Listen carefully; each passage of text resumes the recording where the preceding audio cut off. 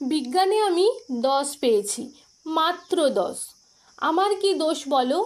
প্রশ্ন যা ছিল খুবই সহজ, উত্তরও ছিল জানা। ভাগ্য আমার সহায় ছিল না, পৌঁছতে হলো দেরি। নইলে আমি কি তেমন ছাত্রী বিজ্ঞানে ফেল করি? সকাল থেকেই নানা অঘটন। জলখাবারে আসতো ডিম, রান্নার মাসি নিয়ম জানে না, ডিম খেতে নেই, কেননা গোল। অমলেট দিলে দোষ কেটে যেত, লেটার মার্কস পেতাম ঠিক। ভাগ্য আমার সহায় ছিল না, যেতে দেরি হলো অত্যধিক। ঘর ছেড়ে যেই বেরোতে যাব, দাদু হেঁচে দিল, হ্যাঁচো।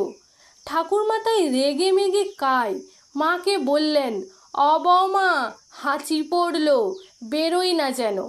টিক টিক টিক তক্ষুনি। মা বললেন, ঠিক আছে ঠিক আছে, একটু বসে যাবে টুনি। অগত্যা তাই বসতে হলো।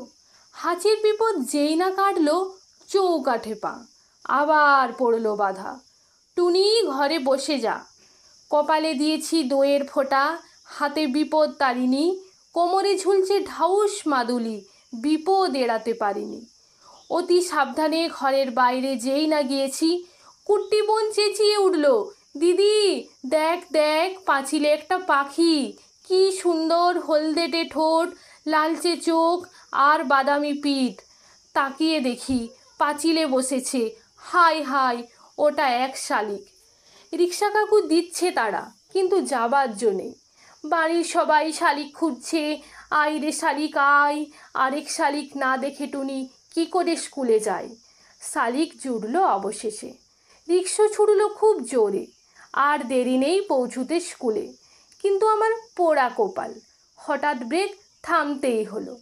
পথ কেটে গেছে কালো বেড়াল। দেরির পর আরও দেরি। দেরিতে গেলাম স্কুলে। সামনেই দেখি কি সর্বনাশ! বিজ্ঞান দিদিমণি। খুলে বললাম, রাগে গজগজ। বসতে দিলেন ঘরে। বিজ্ঞানীর ছাত্রী হয়ে তুমি ডুবে আছো সংস্কারী? মুক্তমনা দিদিমণি অনেক বকাঝকার পরে প্রশ্নপত্র এগিয়ে দিলেন, খাতা দিলেন। হঠাৎ চেয়ে দেখি পলা নীলা শঙ্খে ভরা দিদিমণির হাতের আঙুলগুলো।